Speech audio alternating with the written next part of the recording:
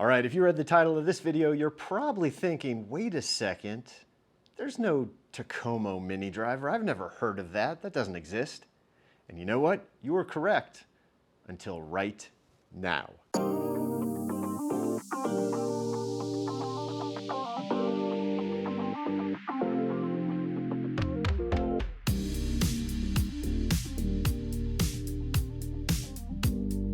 Hi everyone, welcome back to the channel. Hope you're having a wonderful day. So, mini drivers, and yes, I said Takomo Mini driver because that's what we're going to be doing in this video, but more broadly, this video is really talking about mini drivers in general. If it's something you're considering, obviously mini drivers becoming more and more prevalent, more popular, more and more brands are releasing one, a mini driver or a two-wood. So maybe it's a club you've been thinking about adding to your bag, but you're not quite sure if you want to. You're not sure if you'd replace your driver with it. Would you have a driver and the mini driver? You know, maybe you just don't want to spend all that money on it. So what we're going to be doing in this video is we're going to be converting one of my Takomo Ignis drivers into a mini driver. And in doing so, I'm going to go through the whole process and show you if you want to take either your existing driver, maybe get a older model driver head, or get a brand new driver and just set it up in a mini driver configuration. We're going to go over exactly what you need to do to make that happen, and then we're going to hit some with it, see what kind of numbers we get. All right, when it comes to the head, what three things do we need to pay attention to? First, well, we want to make sure we like the way it looks. You like the appearance. Some people may want a slightly smaller profile driver since it's going to be in this shorter shaft, two-wood style configuration, so you may want a little smaller head if you can find one. We're going to use this full-size 460cc head. I don't see any reason not to. We're going to see what happens, but again, you may want something a little smaller. Secondly, what we want to pay attention to is the loft. We want to make sure this has enough loft. Again, mini driver, aka two-wood, it's somewhere between a driver and a three-wood, so the loft needs to also be there. At 10.5 degrees, this is a perfect place to be because we can use our adjustable hosel on it and loft that up to 11.5, which is a very common loft. If you have an 11.5 degree driver, great, you may not have to adjust it at all. If you have a 12, again, may not have to adjust it. Really is only going to be an issue when we get below this 10.5. If you are down in the 9 degree or lower range, that is probably going to be a little bit too low, even when it's lofted up, to really get in that mini driver setup. It may still work because it's still higher lofted than your typical driver configuration, but it won't match up quite the same as it would with, again, a 10.5 lofted up to 11.5, which is what we're going to use today. Last thing we want to talk about when you're picking out a driver for this is we want to make sure we have something with movable weights, ideally. If you have a driver with no movable weights, you can still do this, but we do have to then do a little extra work. Why? Because, well, if we take a driver and we weigh the head, it's going to come out somewhere around 195 grams. If we compare that to a three-wood, it's going to weigh somewhere around 210 grams. This shouldn't be surprising because the three-wood's on a shorter shaft, so the head needs to be a little heavier so it balances out the same as the driver on the longer shaft. Now what that means when we get to a mini driver is, well, that kind of needs to be somewhere in the middle, closer to three-wood weight, because we're going to be making this at about, well, just a little longer than three-wood length. Figure your standard driver's about 45.5. Figure your standard three-wood somewhere around 43.25, something like that. Most of these mini drivers end up somewhere around 43.75. That's where I'm going to do this one today. So we need to make sure we have enough weight in it. So what we want to look for is, ideally, if we have something with adjustable, movable weights, it's going to make this process simpler. With this Takomo, you can see we've got three little ports back here that would hold this little weight, and you can move it one way or the other. But in the Takomo, you can also fit them in side by side, so you can take two of them, put them in next to each other, and bump up the weight just like that. Okay, next up, real quick, let's talk about the shaft. People are going to ask, well, what kind of shaft should I be using here? What am I looking for? I would keep this real simple. I would pick a shaft that you like in your driver or you like in your three-wood and go with that. Basically, we just want a shaft that falls within that weight range between where your driver and three-wood fall, whether that's 60 gram and 70, 50 and 60, whatever it is, then we want a shaft for this mini driver setup that falls within that range as well. I would say go with something that has a similar profile in general as well. That's probably going to be helpful, but the weight's the most important thing. For this today, for this little experiment, we're going to be using this Fujikura Pro Black in a 60S.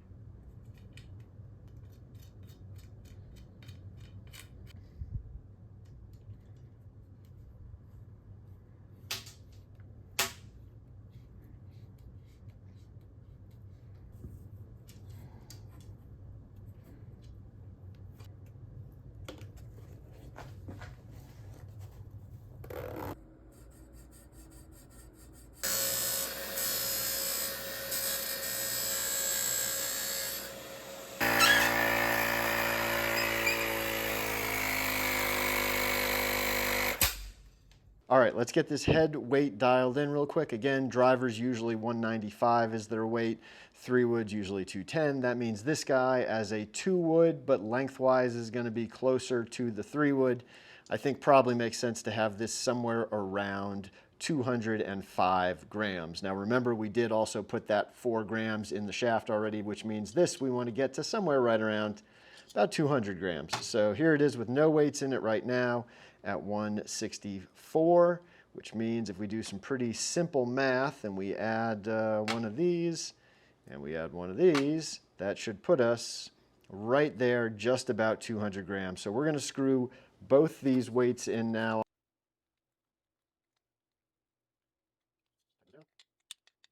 All right, first up, baseline numbers with my driver, 9-degree, standard length. Well, technically it's the extreme counterbalance, so I'm choking up a little bit if you've seen my recent videos about that. But in this case, I'll hit this driver as I usually do. The Mini driver I just built standard, so it is not counterbalanced. It's not anything different. It's pretty much standard across the board. Probably be recording it too.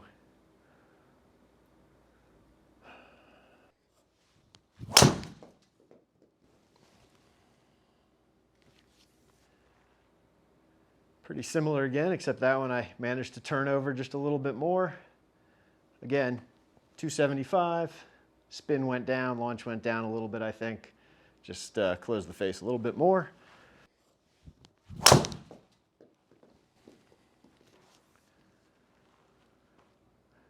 Leaking just a fraction. Kind of lost my balance on that one. That one's drifting off to the right a little bit more. Still hit pretty solid, but I like the look of the setup. All gray. Yes, the head looks pretty big, but it doesn't seem out of place. So let's see what happens. First time, Takomo Mini driver. I don't think I changed the setting to the Mini driver, did I? Well, that was hit really well, but I didn't change it to what it was. So that one will be a freebie.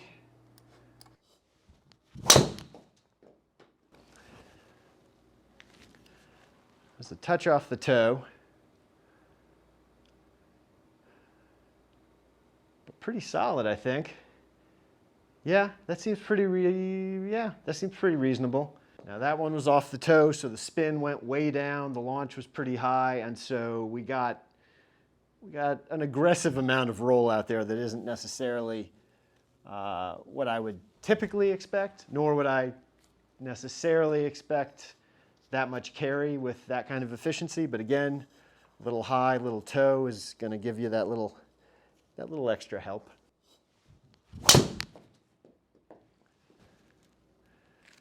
I think there's a little heely on that one. It's going to drift off just a touch.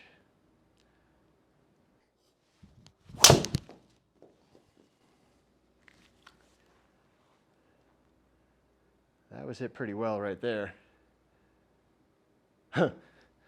Yeah, that one was hit really well right there. Look at that, pretty much. Wow, that's impressive right there, because that is 155 ball speed, 2,500 on the spin, and 12.9 on the launch. You put all that together and you get pretty good carry and total distance that is right up there with the regular driver. I will say the one thing you're going to have to look out for, and this is going to be very dependent on the type of driver head you go with, this Takomo driver is a very sort of forgiving, stable design. It's got a lot of weight in the back, and so it is in general going to be a little spinnier.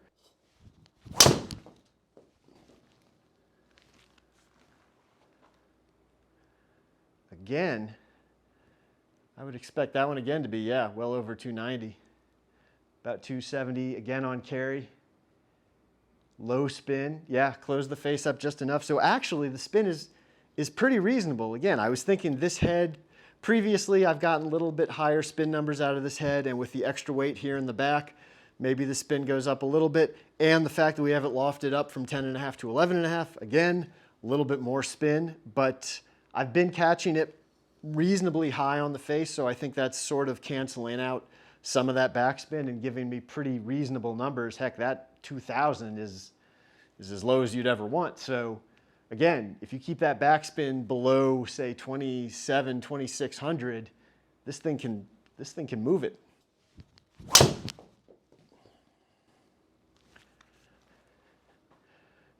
Something I've noticed with this is because it's shorter, because it's, you know, a little bit heavier versus a driver, I do feel more confident, and I feel like I can pretty much just swing kind of as hard as I want and feel like I've got pretty good control. So my club head speed at 108, that's not too far off from the 110 it was with my driver, but with this I feel like, yeah, I can swing pretty much as hard as I want and have a pretty good idea where it's going. If I had that same mentality with my driver, the results wouldn't quite look like this. So that right there is pretty telling. Again, it's shorter, it's heavier, it's got a little more loft. These are things we've talked about in other videos. You do all those things, it's going to make it easier to hit. And as you can see, again, that one was just a touch shorter, but we still had 270 on the carry. Our efficiency still well above 1.4.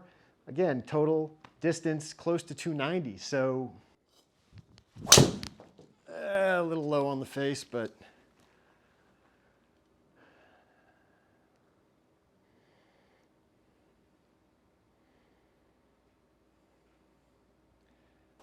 all right, I'm going back to my driver real quick since I'm now trying to swing pretty hard. I just want to see what happens if we translate this swing with my driver. Again, this is me going basically full swing at it. Well, that one was pretty good there. Slightly leaky, but not terrible. That should give us 300. There we go.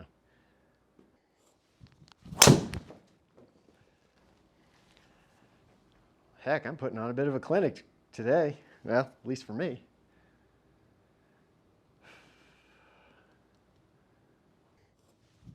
Oh no, losing it just a touch.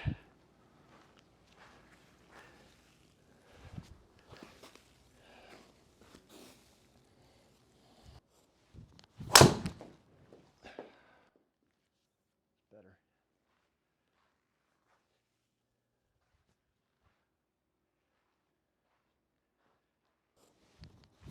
Oh no. Toey. Super toey. Oh, nuts. I mean, it'll go a long way, but. All right, my Takomo Mini driver here. The numbers, about 3.5 miles an hour slower with the club head speed, about 15 yards shorter on the carry, and about 18 yards shorter on the total distance. And these numbers pretty much check out exactly and match up with what I see whenever I have hit a Mini driver in that pretty typical 43 3/4, 11.5 kind of configuration. It's about what I always see, about 15 yards shorter and a little bit slower on the speed.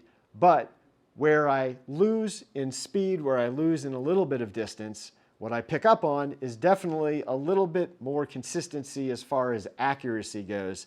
By the end, I felt like I was swinging this Takomo Mini driver as hard as I could, more or less, and didn't really have any fear that it was going to do anything too bad. A couple of them definitely got a little bit further on the heel, and because this bigger head with more of this weight shoved way back here in the back, it did ramp up those spin numbers, and so we did see some that got a little bit spinny, and all of a sudden you had shots that were carrying, you know, say 240 something and ending at 260. So yes, that can happen with this head or with similar style heads, but if you look at my left and right dispersion, it was pretty darn tight.